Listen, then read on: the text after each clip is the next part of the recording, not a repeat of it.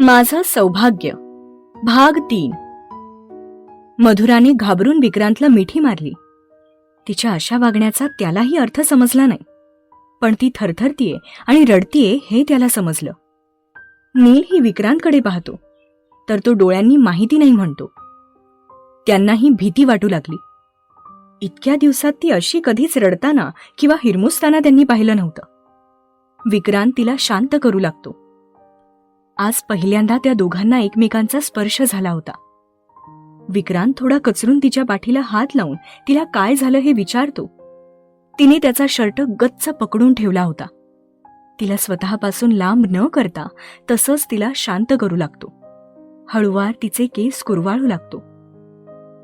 हे बघ, तू सांगणार नाहीस तर मला समजणार कसं की तू का रडतीयस? हां, रडू नकोस, सांग काय झालं? आई काही बोलली का तुला?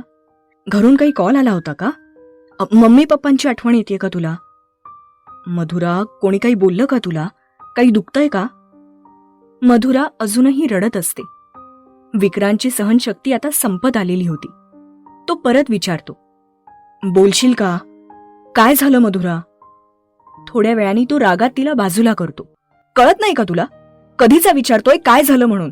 अंतर्यामी आहोत का आम्ही की कळायला तू का रडतीयस ते? नुसतं रडतीयस? काय विचारतोय मी मधुरा, काय झालंय? नील त्याला डोळ्यांनी शांत राहायला सांगतो. तिला चेअरवर बसवून पाणी देतो. रडून रडून तिचे डोळे लाल झाले होते. रडताना तिचे गाल नेहमी फुगायचे. नकट्या नाकाचा शेंडा लाल झाला होता. तिला असं बघून विक्रांतचा राग कुठे पळून गेला हे त्यालाही समजलं नाही. पण काळजात कुठेतरी दुखल्याचा आभास झाला. तो तिच्या जवळ जाऊन गुडघ्यावर बसला. हाताने डोळे पुसले आणि प्रेमाने काय झालं हे विचारलं. आता ती पण बरीचशी सावरली होती. भीतीपोटी घाबरून बोलू लागली. मी ज्या कॉलेजमध्ये, तिथे एक मुलगा माझ्यावर प्रेम करायचा. त्याने खूप वेळा मला प्रपोज केलं होतं. हे ऐकून विक्रांत आणि नील एकमेकांकडे पाहत होते. बरं, मग? मी त्याला नेहमी नकारच दिला, कारण आम्ही मित्र होतो ना. ती त्याला इनोसंटपणे सांगत होती, पण तो तिच्या डोळ्यात स्वतःला हरवत चालला होता. मग? प्राजक्ता म्हणजे माझ्या मैत्रिणीचा कॉल आला होता. मला आत्ता ती सांगत होती की त्या मुलाने आत्महत्येचा प्रयत्न केलाय. तो सिरियस आहे. पोलीस चौकशीत त्यांना समजलं की प्रेमभंग झाल्यामुळे त्याने असं केलंय. त्यांना माझं नावही समजलंय, म्हणून पोलीस उद्या माझ्या घरी जाणार आहेत. मम्मी पप्पांना समजलं तर ते मला मारून टाकतील. मी खरंच नाही काही केलं, माझ्यावर विश्वास ठेवा. माझ्या घरचं वातावरण कडक होतं म्हणून मी नेहमीच त्याला टाळत आलीये. मी कधीच होकार नाही हो दिला त्याला, कधीच नाही दिला. पण उद्या जर पप्पांना समजलं तर ते मला पहिलं मारतील आणि नंतर माझा जीव घेतील. मुलीमुळे जर पोलीस दारात आले तर त्यांचीही नाचक्की होईल ना. पण मी काहीच नाही केलंय. असं म्हणत मधुरा पुन्हा रडू लागते. विक्रांत आणि नीलला तिची ही अवस्था पाहवत नव्हती. विक्रांत तिला बघूनच हळवा होऊन नकळत जवळ घेतो. मधुराही विश्वासाने त्याला मिठी मारते. थोड्या वेळाने तो मधुराला शांत करून झोपायला सांगतो. जाताना परत मधुरा विक्रांतला वळून पाहते. तो पण तिला डोळ्यांनी आश्वस्त करतो आणि छोटीशी स्माईल करतो. मधुरा उद्याचा विचार करत सोफ्यावर झोपी जाते. इकडे विक्रांत फोन करून उद्याची सेटिंग लावतो. वकील असल्याने त्यालाही हे काम अवघड नव्हतं, पण मधुराचं नावही कुठे गुंतवायचं नव्हतं. दुसऱ्या दिवशी विक्रांत आणि मधुरा कॉलेजला जायला निघतात. नील बाबांसोबत घरीच थांबतो. आज पहिल्यांदाच ते दोघं गाडीत असतात. मधुराचा तो पडलेला चिंताग्रस्त चेहरा त्याला बघवत नव्हता. ते आधी हॉस्पिटलमध्ये गेले. त्या मुलाला त्याच्या घरातील लोकांना भेटले. विक्रांतने त्यांची चौकशी केली. तो मुलगाही आता स्टेबल होता. नंतर पोलीस स्टेशनमध्ये गेले. विक्रांत वकील असल्यामुळे त्याच्या ओळखी खूप होत्या. त्याच्या एका वकील मित्राला त्याने ही केस दिली होती. पूर्ण सेटिंग लावून तो मधुराला सही सलामत त्या केसमधून बाहेर काढतो. तिचं नाव कुठेच येणार नाही याचा बंदोबस्त पण करतो. मधुरा फक्त कारमध्ये बसून असते. थोड्या वेळाने विक्रांत येतो आणि इतकंच म्हणतो, झाला प्रॉब्लेम सॉल्व्ह. आणि घरी जायला निघतो. झाला की मॅडम तुमचा प्रॉब्लेम सॉल्व्ह, आता तरी हसा. त्याच्या अशा बोलण्यानी मधुरा त्याच्याकडे पाहते आणि त्याला थँक्स म्हणते. तो घरी येऊन तिला ड्रॉप करून ऑफिसला निघून जातो. मधुरालाही आता बरं वाटत होतं. इतक्या महिन्यांनी विक्रांत आणि ती बोलले होते. तो तिची काळजी घेतोय ही फिलिंग तिला खूप भारी वाटत होती. ती फोन करून प्राजक्ताला सगळं सांगते. मधुराला वाटत असतं की आता तरी आमच्यातला हा दुरावा संपेल, अशा आशेवर ती दिवस घालवत असते. एके दिवशी विक्रांत बॅग भरताना दिसतो. कुठे बाहेर चाललात का तुम्ही? हे बघ, मी आधीच सांगितलं होतं, आपण फक्त समाजासाठी नवरा बायको आहोत. मी कुठे चाललोय हे सांगायला मी तुला बांधील नाहीये, समजलं? मी एकदा तुझी हेल्प केली तर याचा अर्थ आपल्यात सगळं ठीक आहे असा होत नाही. तू अजून लहान आहेस आणि जर पोलीस तुझ्या घरी गेले असते तर बदनामी आमची पण झाली असती. म्हणून मदत केली होती मी. दुसरा कोणताच अर्थ लावू नकोस. बरं जाऊ दे, आता तू टोकलंच आहेस तर सांगतो. मी जर्मनीला चाललोय 15 दिवसांसाठी. बाय. असं म्हणून तो निघूनही जातो. ती फक्त त्याच्या पाठमोऱ्या आकृतीकडे पाहत तशीच उभी राहते. कोणीतरी एखाद्या खोल दरीत फेकून दिल्याचा भास तिला होत होता आणि स्वप्नाच्या जगातून ती परत येते. लग्न झाल्यापासून मधुराचं जणू हसूच गायब झालं होतं. एका रोबोटसारखी ती तिच्या जबाबदाऱ्या पार पाडत होती. तिची ही अवस्था पाहून एकदा आई स्वतःहून तिच्याशी बोलतात.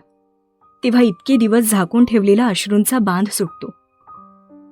मधुरा आईंना विचारते, यात माझी काय चूक आहे? तुम्हाला माहीत होतं की तुमचा मुलगा लग्नाला तयार नाही, मग का तुम्ही जबरदस्ती लग्न लावून आमच्या दोघांचंही आयुष्य पणाला लावलं ताई? अगं, ती मुलगी चांगली नव्हती. मला नाही पटला तिचा स्वभाव. खूप स्वार्थी वाटली म्हणून मी नाही म्हणाले. तू धीर धर, तुमच्यातही एक दिवस सगळं काही ठीक होईल. इतकं म्हणून आई निघून जातात. ती मात्र अश्रू गाळत खूप वेळ तिथेच बसते. तिच्या लक्षातही येत नाही की मागे उभं राहून नील त्यांचं बोलणं ऐकत असतो. त्यालाही खूप राग येतो म्हणून तो जिममध्ये जाऊन पंचिंग बॅगवर सगळा राग काढतो. थोड्या वेळात मधुरा स्वतःला सावरून अभ्यास करायला निघून जाते. घरकाम, बाबांची थेरपी यामध्ये तिला जास्त वेळ मिळत नसतो अभ्यासाला. विक्रांत परत येतो तेव्हाही तो तिच्याशी चकार शब्द बोलत नाही. परत सगळं जैसे थे असतं. मधुराच्याही एक्झाम्स जवळ आलेल्या असतात. असाइनमेंट लिहिण्यात ती गुंग असते. हे बघ, मला लाईटनी झोप येत नाही, तू बाहेर जाऊन बस, विक्रांत म्हणतो. हो, असं म्हणून ती सगळं तिथून उचलते आणि बाहेर निघून जाते. अशातच आईंची बहीण आणि त्यांचा मुलगा भेटायला येतात. मधुरा परत सगळ्यांचं करण्यात बिझी होऊन जाते.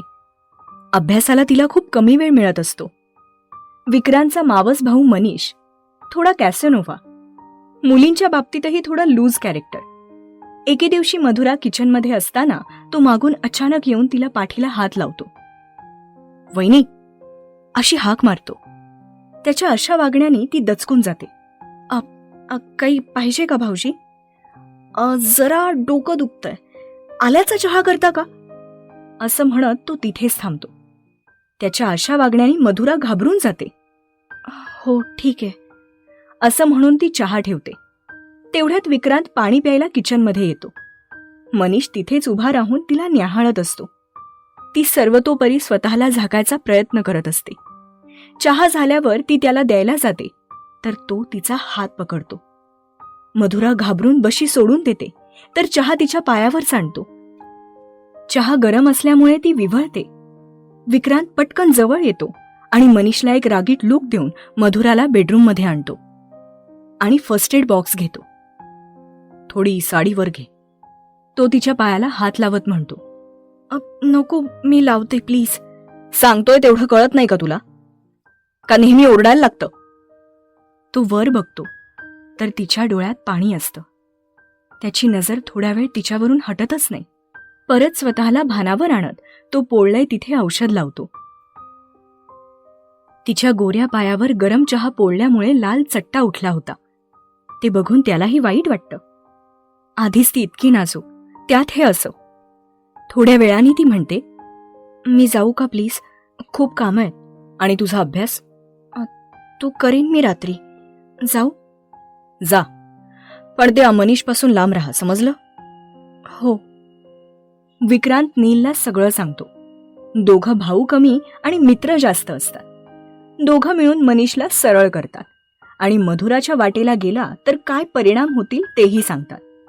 नकळत का होईना त्याला ती आपली बायको, आपली जबाबदारी आहे याची जाणीव होत असते. संध्याकाळी जेवताना आईंना तिच्या पायावरचा चट्टा दिसतो. त्या तिला विचारतात तर ती चहा भाजल्याचं सांगते. अगं, मग लक्ष कुठे असतं तुझं? आता काय लहान राहिलीयस का? लग्न झालंय, जबाबदारीनी वाग. मावशी थोड्या रागात बोलतात. मधुराच्या डोळ्यात टचकन पाणी येतं.